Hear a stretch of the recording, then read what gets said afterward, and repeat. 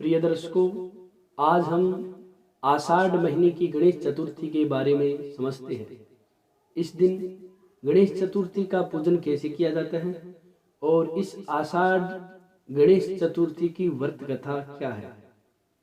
प्रिय दर्शकों, आषाढ़ महीने की कृष्ण पक्ष चतुर्थी को एक दंत गणेश जी की पूजा होती है। साधक को सुबह उठकर शुद्ध हो स्वस्थ वस्त्र पहनकर एक दंत गणेश जी का मन ही मन ध्यान करके इस व्रत का संकल्प करना चाहिए और यह प्रार्थना करनी चाहिए कि हे विघ्न विनाशक गणेश जी, मैं आपके इस व्रत को करने का संकल्प करता हूँ। आप मुझ पर कृपा करें जिससे मैं इस व्रत को पूर्ण कर सकूं। इसके बाद दैनिक पूजा करें, सारा दिन गणेश जी के स्मरण में बिताएं। शाम को विधि पूर्वक गणेश जी के एक दंत स्वरूप का पूजन करें, चंद्रमा को अर्घ्य देवें। आषाढ़ कृष्ण चतुर्थी की कथा सुने अथवा सुनाए। उसके बाद ब्राह्मणों को वस्त्र आदि दान दे। उसके बाद स्वयं भोजन ग्रहण करें। इस व्रत के प्रभाव से संतानहीन को संतान और निर्धन को धन की प्राप्ति होती है।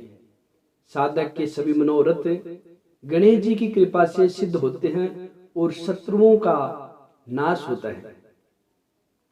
प्रिय दर्शकों, अब हम कथा सुनते हैं।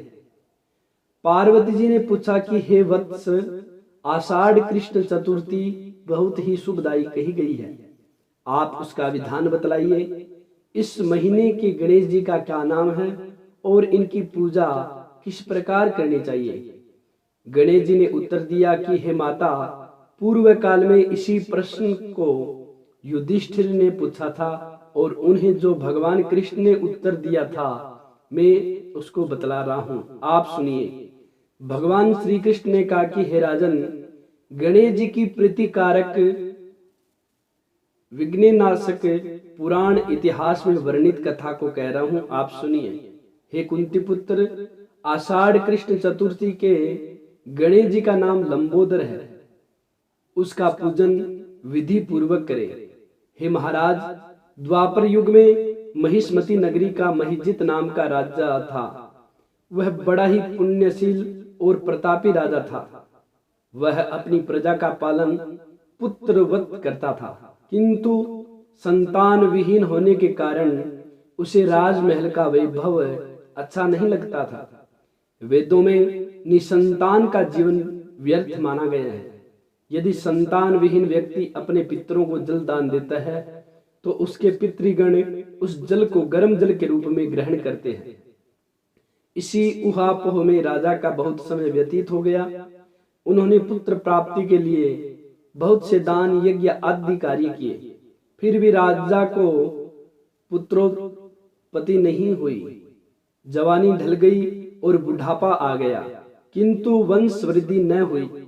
तदनंतर राजा ने विद्वान ब्राह्मणों और प्रजाजनों संदर्भ में परामर्श किया। राजा ने कहा कि हे ब्राह्मणों तथा प्रजाजनों, हम तो संतानहीन हो गए हैं। अब मेरी क्या गति होगी। मेरे जीवन में तो किंचित भी पाप कर्म नहीं किया। मैंने कभी अत्याचार द्वारा धन संग्रह नहीं किया। मैंने तो सदैव प्रजा का पुत्रवत पालन किया तथा धर्माचरण द्वारा ही पृथ्वी शासन किया। मैंने चोर डाकुओं को दंडित किया, इष्ट मित्रों के भोजन की व्यवस्था की, गो ब्राह्मणों का हित चिंतन करते हुए शिष्ट पुरुषों को आदर सत्कार किया। फिर भी मुझे अब तक पुत्र न होने का क्या कारण है। विद्वान ब्राह्मणों ने कहा कि हे महाराज, हम लोग वैसा ही प्रयत्न करेंगे जिससे आपके वंश की वृद्धि हो। इस प्रकार कहकर सब लोग युक्ति सोचने लगे। सारी प्रजा राजा के मनोरथ की सिद्धि के लिए ब्राह्मणों के साथ वन में चली गई। वन में उन लोगों को एक श्रेष्ठ मुनि के दर्शन हुए। वे मुनिराज निराहार रहकर तपस्या में लीन थे। ब्रह्मा जी के समान वे आत्मजित, क्रोधजित तथा सनातन पुरुष थे। संपूर्ण वेद विशारद, दीर्घायु, अनंत एक एवं अनेक ब्रह्म ज्ञान संपन्न वे महात्मा थे। उनका निर्बल नाम लोमस ऋषि था। प्रत्येक कल्पांत में उनके एक एक रोम पतित होते थे, इसलिए उनका नाम लोमस ऋषि पड़ गया। ऐसे त्रिकालदर्शी महर्षि लोमस के उन लोगों ने दर्शन किए। सब लोग उन तेजस्वी मुनि के पास गए। उचित अभ्यर्थना एवं प्रणामादि के अनंतर सभी लोग उनके समक्ष खड़े हो गए। मुनि के दर्शन से सभी लोग प्रसन्न होकर परस्पर कहने लगे कि हम लोगों को सौभाग्य से ही ऐसे मुनि के दर्शन हुए। इनके उपदेश से हम सभी का मंगल होगा। ऐसा निश्चय कर उन लोगों ने मुनिराज से कहा, हे ब्रह्मर्षि, हम लोगों के दुख का कारण सुनिए। अपने संदेह के निवारण के लिए हम लोग आपके पास आए हैं। हे भगवान, आप कोई उपाय बतलाइए। महर्षि लोमेश ने पूछा, सज्जनों, आप लोग यहाँ किस अभिप्राय से आए हैं?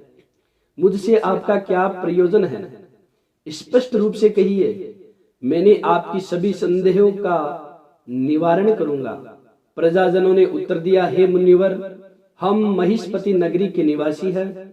हमारे राजा का नाम महीजीत है। वह राजा ब्राह्मणों का रक्षक, धर्मात्मा, दानवीर, शूरवीर एवं मधुर भाषी है। उस राजा ने हम लोगों का पालन पोषण किया है, परंतु ऐसे राजा को आज तक संतान की प्राप्ति नहीं हुई।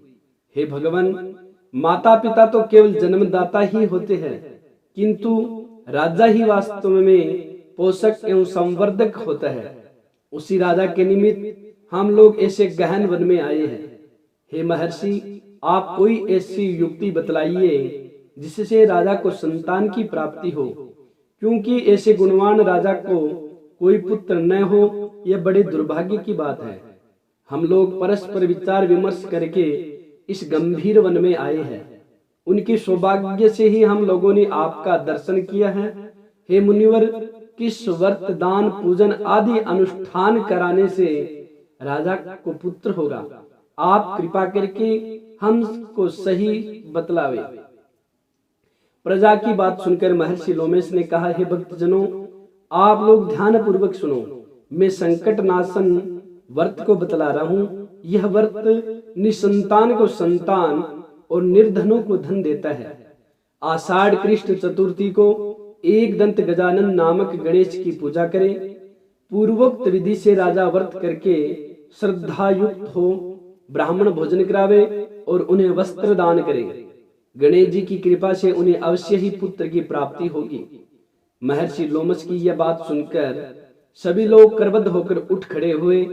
नतमस्तक होकर दंडवत प्रणाम करके सभी लोग नगर में लौट आए। वन में घटित सभी घटनाओं को प्रजाजनों ने राजा से बताया। प्रजाजनों की बात सुनकर राजा बहुत ही प्रसन्न हुए और उन्होंने श्रद्धा पूर्वक विधिवत गणेश चतुर्थी का व्रत करके ब्राह्मणों को भोजन वस्त्रादि का दान दिया। रानी सुदक्षिणा को गणेश जी की कृपा से सुंदर और सुलक्षण पुत्र प्राप्त हुआ।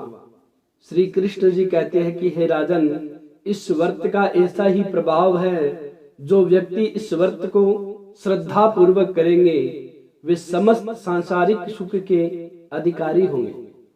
भगवान श्री कृष्ण ने कहा कि हे महाराज, आप भी इस व्रत को विधि पूर्वक कीजिए। श्री गणेश जी की कृपा से आपकी सभी मनोकामनाएं पूर्ण होगी। आपके संपूर्ण शत्रुओं का विनाश होगा और आप अचल राज्य के अधिकारी बनेंगे। प्रिय दर्शकों, अगर आप सभी को यह कथा अच्छी लगी हो तो आप इस वीडियो को ज्यादा से ज्यादा शेयर करना न भूलें। हमारे से जुड़े रहने के लिए हमारे चैनल को सब्सक्राइब करें। लेटेस्ट अपडेट पाने के लिए बेल के आइकन को दबाएं। प्रिय दर्शकों, हमारे सनातन धर्म में जितने भी व्रत त्योहार होते हैं, उन सभी व्रत त्योहारों की कथा इस रामदूत एस्ट्रो चैनल पर आपको मिल जाएगी। आप हमारे से जुड़े रहिए। जय श्री बालाजी, जय श्री राधे।